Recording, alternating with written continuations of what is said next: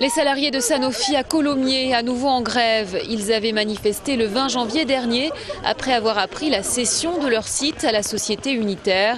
Aujourd'hui, malgré la pluie, les salariés étaient plus que jamais mobilisés.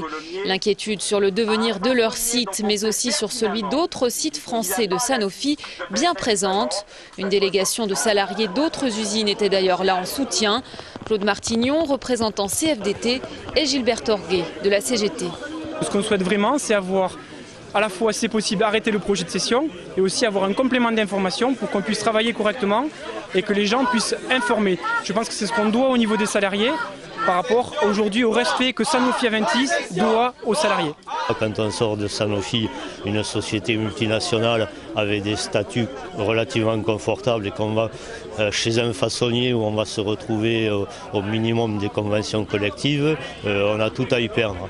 Si le directeur du site dit comprendre l'inquiétude des salariés, il assure qu'aucun plan social n'est prévu à l'heure actuelle et que le projet de cession suit son cours. Michel Cazobon. Aujourd'hui, c'est un accord de cession et de partenariat.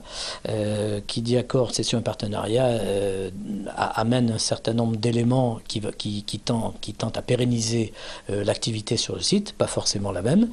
Et c'est bien l'objectif de cet accord. Aujourd'hui, environ 80% des 200 salariés de Colomiers se sont mis en grève. Une grève reconduite demain. Des actions sont prévues dans les jours qui viennent.